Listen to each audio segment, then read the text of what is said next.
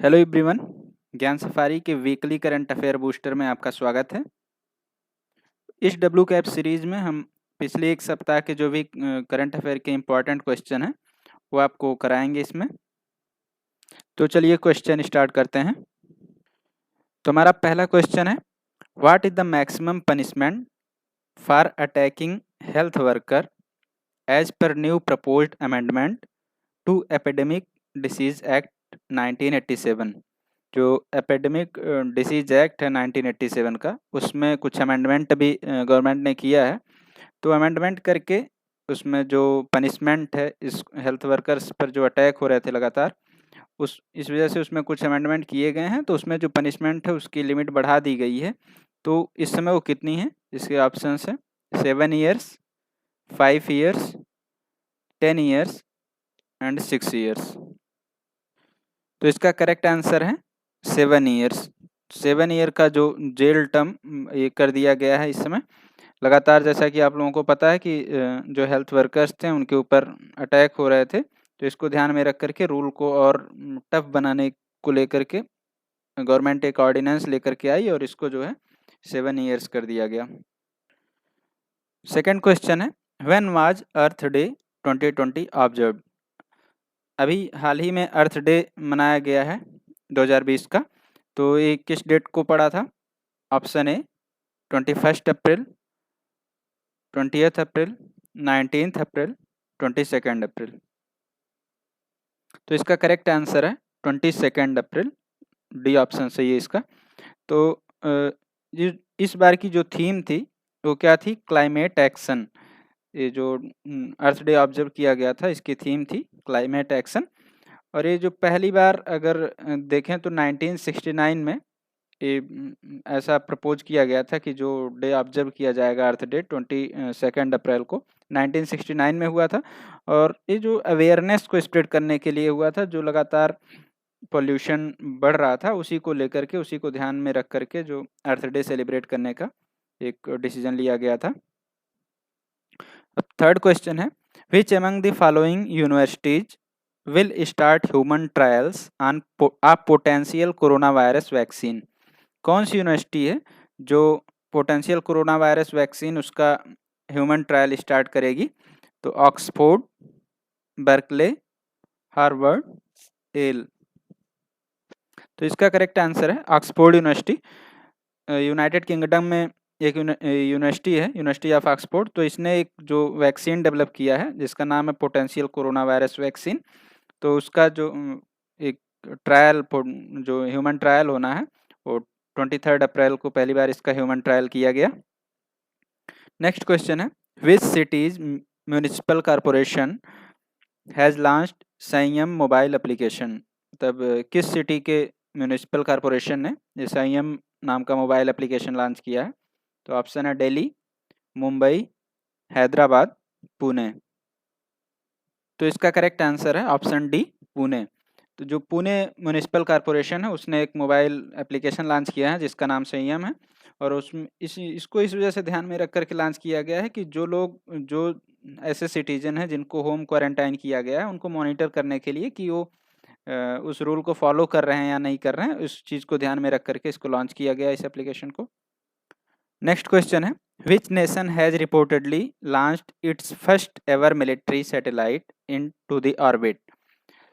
किस देश ने अभी हाल ही में अपना पहला मिलिट्री सैटेलाइट को ऑर्बिट में पहुंचाया है? तो इसके ऑप्शंस हैं इजराइल, इराक, ईरान, टर्की। तो इसका करेक्ट आंसर है ईरान। जैसा कि आप लोगों को पता होगा कि ईरान का जो न्यूक्लियर प्रोग्राम है, यूनाइटेड स्टेट लगातार उसका विरोध कर रहा है और हमेशा से करता आया है। और ऐसी सिचुएशन में ईरान ने एक क्लैरिफिकेशन दिया है कि इसने अपना पहला मिलिट्री सैटेलाइट उसको ऑर्बिट में पहुंचाया है। नेक्स्ट क्वेश्चन है, which state government has launched Aapta Mitra helpline and app to fight कोविड-19। किस स्टेट गवर्नमेंट ने अफ्त मित्रा नाम का ऐप लॉन्च किया है, एक हेल्पलाइन नंबर भी लॉन्च किया है इसके साथ में, जो कोविड-19 की पैंडेमिक इससे फाइट करने के लिए? तो ऑप्शन है इसके तमिलनाडु, कर्नाटका, आंध्र प्रदेश, तेलंगाना। तो इसका करेक्ट आंसर है कर्नाटका। जो कर्नाटका की गवर्नमेंट है उसने अप्थमित्रा नाम का जो ऐप है इसको लॉन्च किया है और इसके साथ एक हेल्पलाइन नंबर भी लॉन्च किया है, 14410 नाम से है ये नंबर है। इस पे कोई भी कोई भी आदमी अगर चाहे तो कांटेक्ट कर सकता है। 8 बजे 8 AM से 8 PM के बीच में इसका टाइम रखा गया है। इतने के बीच में कोई भी कॉल करेगा तो इससे उसकी प्रॉब्लम को सॉल्व किया जाएगा। नेक्स्ट क्वेश्चन है, which Indian settler has been named as the ambassador of WWF IM badminton campaign. तो BWF ये आपका है बैडमिंटन वर्ल्ड फेडरेशन का एक कैंपेन चल रहा है इस समय, IM बैडमिंटन। इसका एम्बेसडर किसको बनाया गया है?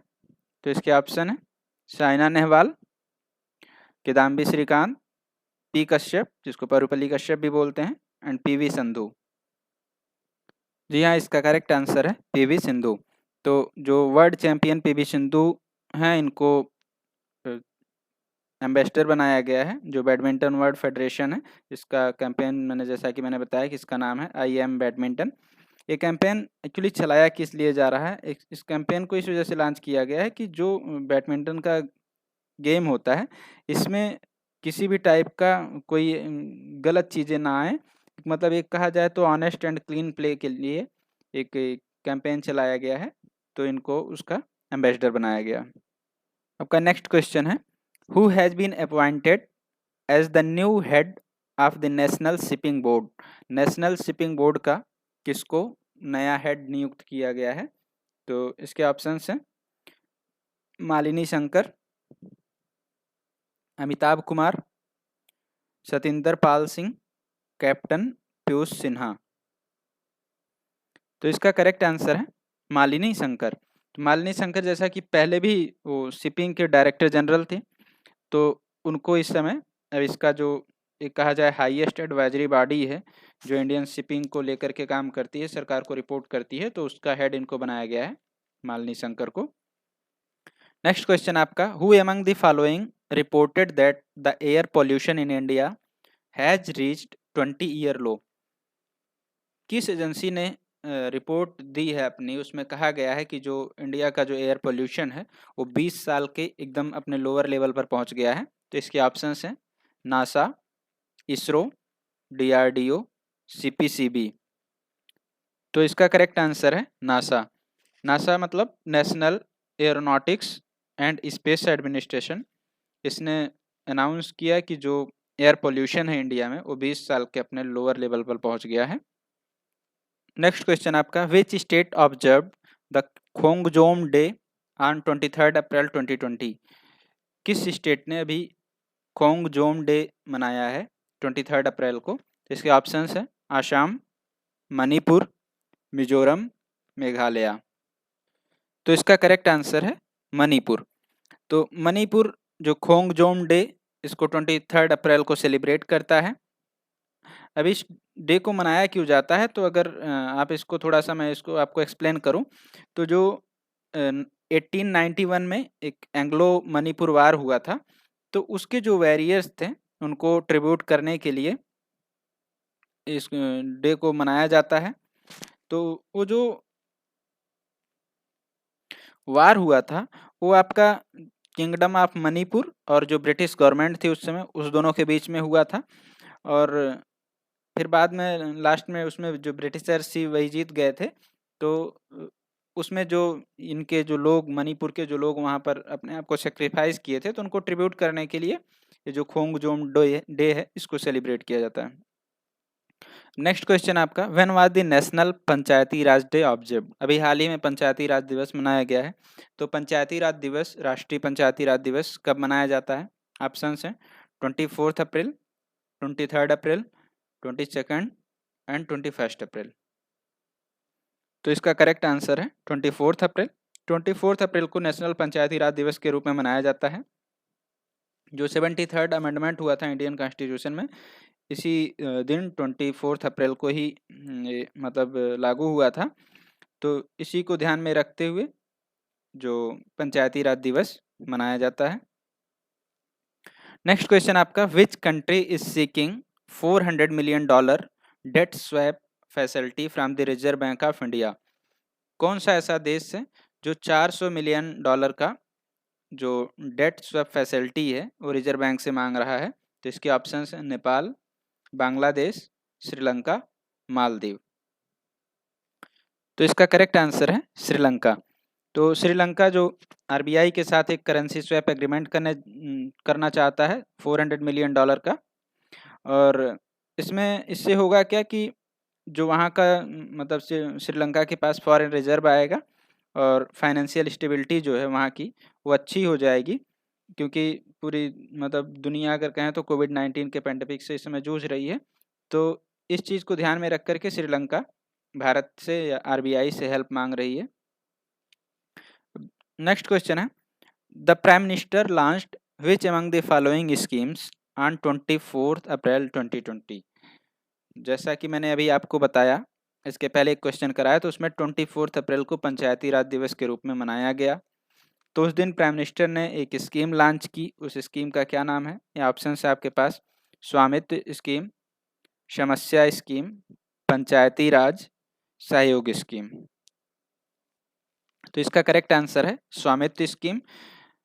प्राइम मिनिस्टर श्री नरेंद्र मोदी ने जो स्वामित्व स्कीम है उसको पंचायती राज दिवस के दिन लॉन्च किया। वो उस समय जब ग्राम पंचायत के जो पूरे सरपंच थे उनसे बात कर रहे थे वीडियो कॉन्फ्रेंसिंग पे, उस टाइम इस जो है स्कीम को उन्होंने लॉन्च किया है।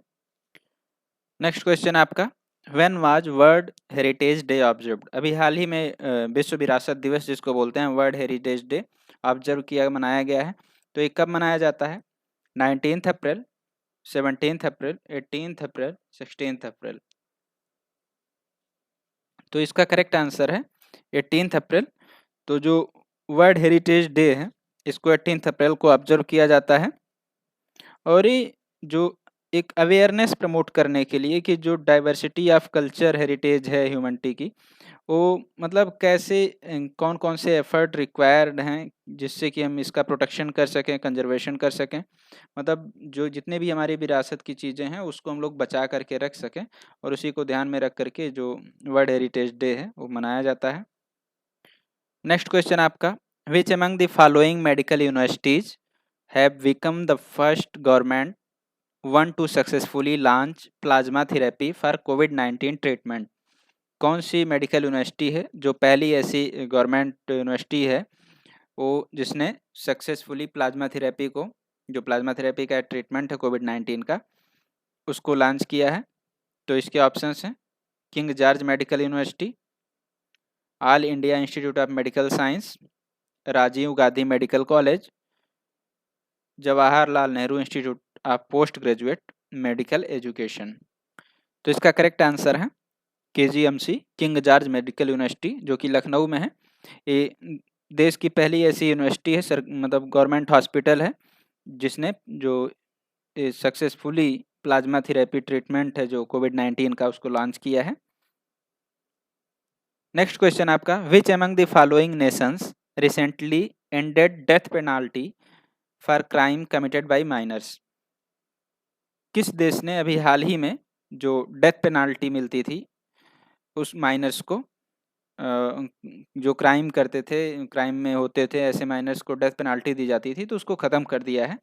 ऑप्शंस हैं UAE, Qatar, Saudi Arabia and Oman. तो इसका करेक्ट आंसर है सऊदी अरेबिया। सऊदी अरेबिया ने अभी हाल ही में जो डेथ पेनाल्टी थी इसको ख़त्म कर दिया है। जो माइनर्स क्राइम करते थे अब उनके लिए 10 साल की जो जेल होगी और जुवेनाइल डिटेंशन फैसिलिटी उनको दी जाएगी, वहाँ पर वो लोग रहेंगे, फिर उसके बाद उनको छोड़ दिया जाएगा। नेक्स्ट क्वेश्चन आपका, when is the world intellectual property day observed? World intellectual property day कब मनाया गया? तो इसके ऑप्शंस हैं 25 अप्रैल, 26 अप्रैल, 27 अप्रैल, 23 अप्रैल। तो इसका करेक्ट आंसर है 26 अप्रैल। तो जो वर्ल्ड इंटेलेक्चुअल प्रॉपर्टी डे, जिसको बौद्धिक संपदा दिवस भी बोलते हैं हिंदी में, विश्व बौद्धिक संपदा दिवस, इसको 26 अप्रैल को मनाया गया है। और इसका जो मतलब थीम था इस बार का वो था इनोवेट फॉर ग्रीन फ्यूचर। मतलब इनोवेट फॉर ग्रीन फ्यूचर इस बार की जो थीम थी। और ये जो 26 अप्रैल को कब से मनाया जाने लगा, तो WIPO जिसको बोलते हैं, वर्ल्ड इंटेलेक्चुअल प्रॉपर्टी ऑर्गेनाइजेशन है, एक संस्था है। 2000 में इसकी शुरुआत की, तब से लगातार जो है ये मनाया जाता है। नेक्स्ट क्वेश्चन आपका, when is the world immunisation week observe? जो वर्ल्ड इम्यूनाइजेशन वीक होता है वो कब ऑब्जर्व किया जाता है? तो ऑप्शन है इसके, first week of May, second week of April, third week of April, last week of April. तो इसका करेक्ट आंसर है लास्ट वीक ऑफ अप्रैल। जो अप्रैल का लास्ट वीक होता है उसको वर्ल्ड इम्यूनाइजेशन वीक के रूप में ऑब्जर्व किया जाता है। और ये क्यों ऑब्जर्व किया जाता है कि जो इम्यूनाइजेशन के रिगार्डिंग, इम्यूनाइजेशन को लेकर के अवेयरनेस कैसे फैलाई जाए, तो इसको ध्यान में रख करके इसको ऑब्जर्व किया जाता है। और जो इस बार की थीम थी वो वैक्सीन फॉर ऑल, मतलब सबके लिए वैक्सीन, कैसे सब तक वैक्सीन पहुंचाई जाए, तो इस बार की ये थीम थी। नेक्स्ट क्वेश्चन है, what was the theme of world malaria day 2020? अभी हाल ही में 25 अप्रैल को वर्ल्ड मलेरिया डे मनाया गया है, तो इस बार की थीम क्या थी? ऑप्शंस है, malaria no more, ready to beat malaria, zero malaria start with me, end malaria for good. तो इसका जो करेक्ट आंसर है वो आपका है सी। जो थीम थी इस बार की क्या थी? Zero malaria starts with me. तो जैसा कि मैंने बताया कि 25 अप्रैल को मनाया जाता है। और ये जो वर्ल्ड मलेरिया डे कब से मनाया जाने लगा, तो वर्ल्ड हेल्थ ऑर्गेनाइजेशन ने जो उसका 60th सेशन था, 60वां सेशन था 2007 में, उस समय उसने जो वर्ल्ड मलेरिया डे को डिक्लेयर किया कि 25 अप्रैल को वर्ल्ड मलेरिया डे के रूप में मनाया जाएगा। नेक्स्ट क्वेश्चन है आपका, the students belonging to which institute developed low cost ventilator Ruhdaar? ऐसे कुछ स्टूडेंट ने अभी जो एक ventilator, low cost ventilator develop किया है, वो किस इंस्टीट्यूट से बिलोंग करते हैं? ऑप्शन है, IIT Delhi, IIT Madras, IIT Bombay, IIT Kanpur. तो इसका करेक्ट आंसर है IIT बॉम्बे। IIT बॉम्बे के स्टूडेंट्स ने इस्लामिक यूनिवर्सिटी ऑफ साइंस के साथ मिल करके, और NIT श्रीनगर भी उसमें साथ में इन्वॉल्व था, इन लोगों ने मिल करके एक लो कॉस्ट वेंटिलेटर बनाया गया है, उसका नाम रूहदार दिया है। तो मतलब कश्मीर का एक स्टूडेंट था जो IIT बॉम्बे में पढ़ता है, उसने इसका कॉन्सेप्ट लेकर के आया, और लगभग इसकी जो कॉस्ट 10,000 रुपीज़ के आसपास से। नेक्स्ट क्वेश्चन है, which states chief minister has launched Jagananna Vidya Deevena scheme? किस स्टेट के चीफ मिनिस्टर ने स्कीम लॉन्च की है जिसका नाम है जगन्ना विद्या दिवेना स्कीम? तो ऑप्शंस हैं, तेलंगाना, आंध्र प्रदेश, तमिलनाडु, कर्नाटका। तो इसका करेक्ट आंसर है आंध्र प्रदेश। जो आंध्र प्रदेश के चीफ मिनिस्टर हैं जगन मोहन रेड्डी, उन्होंने एक स्कीम लॉन्च की है, जगन्ना विद्या देवना स्कीम। और जो इसको गुंटूर डिस्ट्रिक्ट है वहाँ से लॉन्च किया था इस स्कीम को। और इस स्कीम में लगभग 4,000 करोड़ रुपए रिलीज किए गए हैं, और 1,800 करोड़ रुपए और भी हैं जो पहले से बकाया कुछ अमाउंट थे वो, तो जो करंट सेशन में जो अमाउंट रिलीज किया गया 4,000 करोड़ रुपीज इस स्कीम के लिए रिलीज किया गया है। नेक्स्ट क्वेश्चन आपका, which nation hosted the 11th session of Petersberg climate dialogue? किस देश ने अभी जो पीटर्सबर्ग क्लाइमेट डायलॉग था उसका 11th सेशन हुआ है, तो उसको किस नेशन ने हॉस्ट किया है? तो इसके ऑप्शंस हैं, फ्रांस, ऑस्ट्रेलिया, जर्मनी, इंडिया। तो इसका करेक्ट आंसर है जर्मनी। अभी हाल ही में मतलब 28 अप्रैल को ये डायलॉग चल रहा था जिसका नाम पीटर्सबर्ग क्लाइमेट डायलॉग था। 11th सेशन था, इंपॉर्टेंट पॉइंट है, 11th सेशन था इसका, पेपर में पूछा जाता है कौन सा सेशन था, तो 11th सेशन ध्यान रखना आप लोग।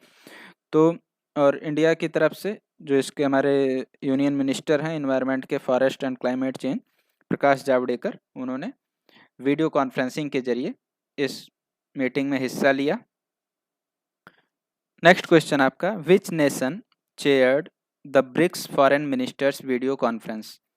अभी ब्रिक्स के जो फॉरेन मिनिस्टर्स हैं उनकी एक वीडियो कॉन्फ्रेंसिंग मीटिंग हुई थी, तो उसको किसने चेयर किया था, मतलब उसको किसने ऑर्गेनाइज किया था, लीड किया था। इसके ऑप्शंस हैं Brazil, China, India and Russia. तो इसका करेक्ट आंसर है रसिया। रसिया ने अभी जो ब्रिक्स की फॉरेन मिनिस्टर्स की जो मीटिंग हुई थी उसको चेयर किया था। तो उसमें एक वीडियो कॉन्फ्रेंसिंग हुई थी और इसमें जो कोविड-19 का क्राइसिस है उसको कैसे उससे लड़ा जाए उसको लेकर के, पूरी तैयारियों को लेकर के पूरी डिटेल्स में इस पे डिस्कशन हुआ है। नेक्स्ट क्वेश्चन आपका, who has been appointed as India's permanent representative to the united nation. किसको अभी इंडिया का यूनाइटेड नेशन में परमानेंट रिप्रेजेंटेटिव अपॉइंट किया गया है। ऑप्शंस हैं दीपक मित्तल, पीयूष श्रीवास्तव, टी.एस. त्रिमूर्ति, जयदीप मजूमदार। तो इसका करेक्ट आंसर है टी.एस. त्रिमूर्ति। टी.एस. त्रिमूर्ति को इंडिया का जो परमानेंट रिप्रेजेंटेटिव है यूनाइटेड नेशन के लिए, इनको अपॉइंट किया गया है। ये सैयद अकबरुद्दीन की जगह लेंगे। सैयद अकबरुद्दीन जो अभी तक यूनाइटेड नेशन में इंडिया के परमानेंट रिप्रेजेंटेटिव थे और वो अब रिटायर हो रहे हैं, तो उनकी जगह पे जो टी.एस. त्रिमूर्ति उनका स्थान लेंगे। नेक्स्ट क्वेश्चन है, USAID has announced how much additional grant to India to battle the COVID-19 pandemic। United state ने कितना एडिशनल ग्रांट जो इंडिया को एलोकेट किया है, उसने अनाउंस किया कि हम इंडिया को देंगे कि वो कोविड-19 की जो पैंडमिक है उससे लड़े। ऑप्शन है इसके $3 million, $2 million, $2.5 million and $3.5 million. तो इसका करेक्ट आंसर है $3 मिलियन। यूनाइटेड स्टेट ने एडिशनल ग्रांट $3 मिलियन की इंडिया को दी है कोविड-19 की जो पैंडमिक है उससे लड़ने के लिए। यूएस की जो एड एजेंसी है इसका नाम USAID है। इसने ऑलरेडी जो 6 अप्रैल को $2.9 मिलियन की जो सपोर्ट थी एडिशनल, पहले जो पहली बार दिया था उसने, तो $2.9 मिलियन जो कोविड-19 का पैंडमिक था या नोवेल कोरोना वायरस का, उसको रोकने के लिए, उससे लड़ने के लिए पहली बार $2.9 मिलियन की, और फिर बाद में सब दूसरी बार अब इस समय जो इस क्वेश्चन में आंसर है जो $3 मिलियन का, तो इतना सपोर्ट दिया है। तो ये थे पूरे हफ्ते के 25 इम्पॉर्टेंट क्वेश्चन, और चैनल को सब्सक्राइब लाइक ज़रूर करिएगा। Thank you.